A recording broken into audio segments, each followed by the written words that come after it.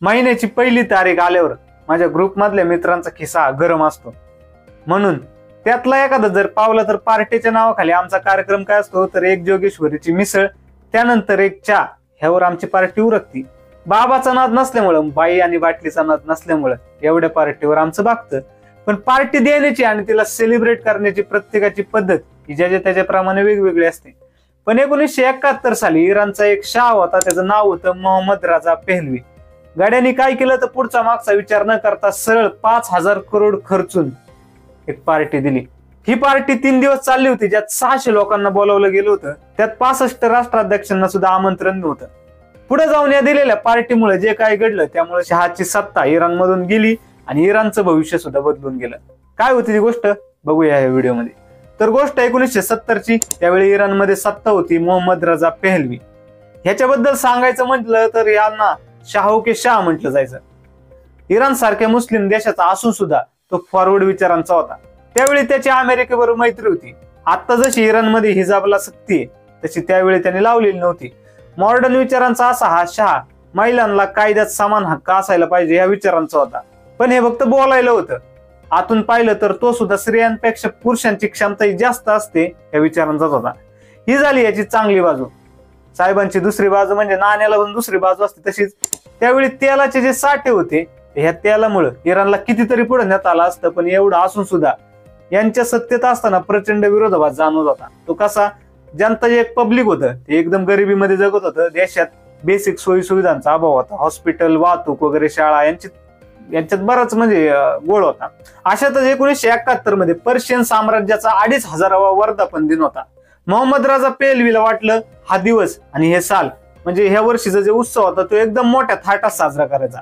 एकदम असा की संपूर्ण जगानं या पार्टीची दखलच घेतली पाहिजे. मग आता तुम्हाला वाटलं असेल की बरं आहे की लोकांचा फायदाच आहे, एखादा दिवस त्यांच्या सम्राटाकडून चांगलं चुंगलं खायला भेटलं तर काय वाईट आहे. तर असं काहीच नव्हतं. पब्लिकला यातून काहीच फायदा होणार नव्हता. याची जी पार्टी दिली जाणार होती ती वेगवेगळ्या देशांच्या नेत्यांना, मोठमोठ्या उद्योगपतींना. ज्याच्या मागे कारण हे होतं की मोहम्मद रजा पेहलवी याला आपले कॉन्टॅक्ट वाढवायचे होते आणि वाढलेल्या कॉन्टॅक्ट मधून त्याला आपलं जे तेल होतं ते या मोठ्या लोकांना विकायचं होतं. हा या पार्टीच्या मागचा दुसरा उद्देश होता. ठरलं तर होतच. त्याप्रमाणे शहाने आपल्या माणसांना, मंत्र्यांना ऑर्डर द्यायला सुरुवात केली. त्याच्या मंत्र्यांनी सुचवलं की इराणच्या राजधानीत म्हणजे तेहरानमध्ये मोठी रॅली काढूया. पण लोकांची रिॲक्शन काय असेल याची जाणीव बहुधा या शहाला असावी. उगाच चांगल्या कामामध्ये लोकांनी तमाशा करायला नको, म्हणून त्यांनी ठरवलं की ही जी मिरवणूक आहे ती पर्शियाचा जो पहिला सम्राट होता ज्याचं नाव होतं सायरस, त्याची जिथं समाधी आहे तिथं हा कार्यक्रम ठेवला जाईल असं यांनी ठरवलं. बरं, याची समाधी कुठं तर 800-900 किलोमीटर लांब पर्सेपोलिस इथं, ज्याला पर्शियन साम्राज्याची सेरेमोनियल राजधानी म्हणतात, जिथं पूर्वी पर्शियन साम्राज्याच्या रिलेटेड महत्वाच्या सेरेमनी पार पाडल्या जायच्या. हुकूम सोडला गेला त्याप्रमाणे मंत्री संत्री सगळे कामाला लागले. पर्सेपोलिसचा 30-40 किलोमीटरचा सगळा परिसर साफ करण्यात आला. दुष्काळी परिसर असल्यामुळं सगळ्या एरियामधले काटे कुठे साफ करून सगळं साफ करण्यात आलं. जसं आपल्या इथं कोणी मंत्री वगैरे आला असन तर सगळे रोड कसे चकाचक करतात तसंच झाडं झुडपं लावण्यात आली. 600 किलोमीटरचा रोड बनवण्यात आला. येणाऱ्या पाहुण्यांच्या विमानाला उतरवण्यासाठी रनवे सुद्धा बनवण्यात आला. हा कार्यक्रम एकदम इराणच्या संस्कृतीशी मिळता जुळता असावा म्हणून पाहुण्यांना राहण्याची सोय आणि मेन कार्यक्रमाची जी सोय होती ती एका टेंट मध्ये करण्यात आली होती. त्यासाठी 50च्या वर टेंट बांधण्यात आले होते. पण हे टेंट वगैरे काय नेहमी आपले आंडू फांडू टेंट नव्हते. तर हे सजवण्यासाठी जे रेशीम वापरणं आलं होतं, जे रेशीम वगैरे वापरलं होतं ते प्युअर रेशीम होतं.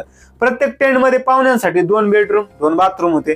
या सगळ्या तंबूंच्या बरोबर मध्ये पाण्याचा कारंजा बसवला होता. हजारोंच्या वर झाडांची लागवड करण्यात आली होती, तेही फुल टाईट सिक्युरिटी सोबत. पाहुण्यांसाठी जेवण बनवणारा जो शेफ होता तो पॅरिसच्या महागड्या रेस्टॉरंट मधला सर्वात बेस्ट शेफ होता. जेवण बनवण्यासाठी त्याला बोलावलं गेलं होतं. जे बनवलेलं टॉप क्वालिटी जेवण होतं ते वाढायला स्वित्झर्लंड वरून 200 वेटर बोलावण्यात आले होते. इथं आमच्या इथल्या कार्यक्रमात आम्हीच ताट वाढायची आणि आम्हीच सगळं करायचं. असं आलेल्या पाहुण्यांना एवढं क्वालिटी जेवण द्यायचं म्हटल्यावर जेवण वाढायला जी भांडी लागणार होती ती सुद्धा क्वालिटी पाहिजे. म्हणून इराणच्या एअरफोर्सचं विमान होतं ते पॅरिस वरून भांडे आणायला पाठवलं गेलं होतं, ज्यात त्या भांड्यांचं वजन 150 टन एवढं होतं. 8,000 किलो राशन, 2700 किलो मटन, शॅम्पेनच्या हजारो बाटल्या, असं बरंच काय काय. बरं, या पार्टीत थोडक्यात एवढी मोठी पार्टी ज्याच्यासाठी ठेवली होती त्या पाहुण्याच्या यादीत कोण कोण होतं तर 65 देशांचे राष्ट्राध्यक्ष. त्यात थोडक्यात सांगायचं झालं तर अमेरिकेचे उपराष्ट्रपती होते, इंग्लंडमधून राणी एलिझाबेथ यांचे मिस्टर होते. आणि भारताकडून कोण होतं तर त्यावेळेसचे राष्ट्रपती व्ही गिरी यावेळेस पार्टीला जाणार होते. या पार्टीमध्ये ज्यांना मुख्य अतिथी म्हणून बोलावण्यात आलं होतं, म्हणजे जो मेन पाहुणा होता तो होता इथिओपियाचा राजा हैली सेलासी. याचा रुबाब सुद्धा काही कमी नव्हता. हा जो राजा होता तो प्रमुख पाहुणा म्हणून आला होता. तो कोण होता तर इथिओपियाचा शेवटचा सम्राट हैली सेलासी. इथिओपियामध्ये लोक याला एवढं मानायचे की त्याला अक्षरशः देवाचा दर्जा तिथे दिला जायचा. बरं, या पार्टीत ह्याची चर्चा तर होतीच, पण ह्याच्या सोबतच त्याने आणलेल्या त्याच्या कुत्र्याची पण चर्चा होती. त्याच्या कुत्र्याचा पण रुबाब एवढा की त्याच्या गाळ्याला जो पट्टा लावला होता त्या पट्ट्यालाच हिरे लावलेले होते. हिऱ्यांनी बनवलेला असा त्याचा त्या कुत्र्याचा पट्टा होता. असं सांगितलं जातं की फ्रान्सच्या राष्ट्रपतीला जो पार्टी देणारा शाह आहे त्याच्या बायकोच्या शेजारी बसायचं होतं, म्हणजे खुर्चीत बसायचं होतं, पण त्याला ती जागा भेटली नाही म्हणून तो त्या पार्टीलाच आला नाही. बघा कुणाचं काय असतं तर कुणाचं काय असतं. जगभरातल्या मीडियाने सुद्धा त्यावेळेच्या पार्टीची दखल घेतली होती. टाइम मॅगझिन, जी जगात सर्वात मोठं मॅगझिन आहे, त्यांनी असं लिहिलं होतं की जगातली सर्वात मोठी पार्टी आहे असा उल्लेख त्यावेळेस त्यांनी केला होता. शिवाय गिनीज बुक मध्ये सुद्धा या पार्टीची नोंद झाली होती. या पार्टीची एक डार्क साईड पण होती, ती म्हणजे या पार्टीत जीव गेला तेवढ्या 50,000 चिमण्यांचा. युरोपवरून मागवलेल्या ह्या चिमण्यांना इराण मधलं ते गरम वातावरण सहन झालं नाही. दिवसा आग वाकणारी गरमी आणि रात्री मायनस मध्ये जाणारे टेम्परेचर यामुळे या बिचाऱ्या चिमण्या तग धरू शकल्या नाही. पण या उलट जे पाहुणे मंडळी होती त्यांच्यासाठी ही सुद्धा सोय होती. दिवसा एअर कंडिशनर आणि रात्री शेकोटीची सोय त्यांना केली होती. 3 दिवस चाललेल्या पार्टीच्या शेवटच्या दिवशी फुल आतिषबाजी करण्यात आली.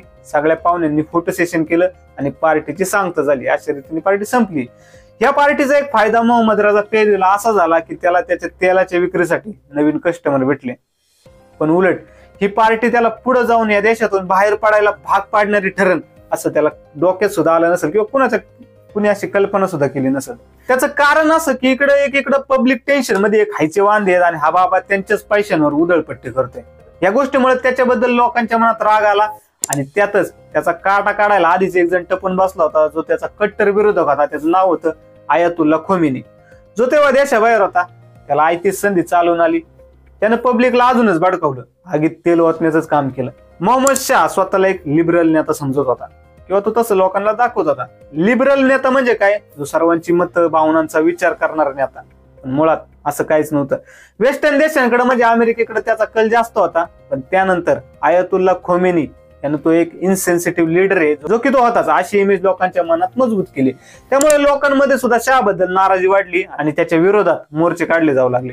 ह्या होणाऱ्या मोर्चांना रोखण्यासाठी त्याने जो शाह होता त्याने पोलिसांच्या मदतीनं लोकांना जेलमध्ये टाकायला सुरुवात केली. पण तरीही लोकांनी त्याच्या विरुद्ध मोर्चे काढायचं बंद केलं नाही. शाह हा महिलांच्या बुरखांवर बंदी घालत नव्हता, पण त्याच्या या विचाराला विरोध करण्यासाठी महिला आता स्वतः बुरखा घालून, म्हणजे हिजाब वगैरे असतो तो घालून बाहेर पडू लागल्या. त्यावेळी हाच बुरखा त्या मोर्चाचं मोठं प्रतीक बनलं होतं. पण तो हिजाब त्या शाहाला विरोध म्हणून घालण्यात आला होता. तो नंतर इराणमध्ये सक्तीचा करण्यात आला आणि आज हिजाबच्या विरुद्ध मोर्चे निघायला सुरुवात झालेली पुढे इराणमध्ये. असा एक वेगळाच फटका इराणच्या महिलांना सहन करावा लागला होता. पुढे शाह परत कधी इराणला परतू शकला नाही. वयाच्या 60व्या वर्षी इजिप्तमध्ये त्याचं निधन झालं. इजिप्तमध्येच मेला. आणि अशा प्रकारे त्यांनी दिलेल्या पार्टीनं लोकांमध्ये त्याच्याबद्दल राग निर्माण केला आणि त्याचा परिणाम असा झाला की त्याला त्याच्या देशातून पळून जावं लागलं. तर अशी होती मित्रांनो ही स्टोरी जगातल्या आतापर्यंतच्या सगळ्यात मोठ्या पार्टीची. तुम्हाला तुमच्या मित्राने आतापर्यंत सर्वात दिलेली मोठी पार्टी कोणती दिली असेल तर सांगा. कमेंट बॉक्स तुमचंच आहे, नसेल दिली तरी सांगा. हा व्हिडिओ तुम्हाला कसा वाटला हे पण सांगा. व्हिडिओ आवडला असेल तर व्हिडिओला लाईक, शेअर आणि चॅनलला सबस्क्राईब नक्की करा. कारण तुमच्या एका सबस्क्राईबमुळे, मी नेहमी सांगत असतो बरं का, तुमच्या एका सबस्क्राईबमुळे हा आपला चॅनल ग्रो व्हायला खूप मदत होणार आहे. सो प्लीज चॅनलला सबस्क्राईब नक्की करा. आता डायरेक्ट पुढच्या व्हिडिओमध्ये, तोपर्यंत तुमच्या जवळच्यांची प्लीज काळजी घ्यायची म्हणून, नाही तर सिरियसली घेत चला. थंडीचे दिवस आहेत, काळजी घेत झाला. थँक्यू सो मच, तुम्ही हा व्हिडिओ इथपर्यंत बघितला. थँक्यू.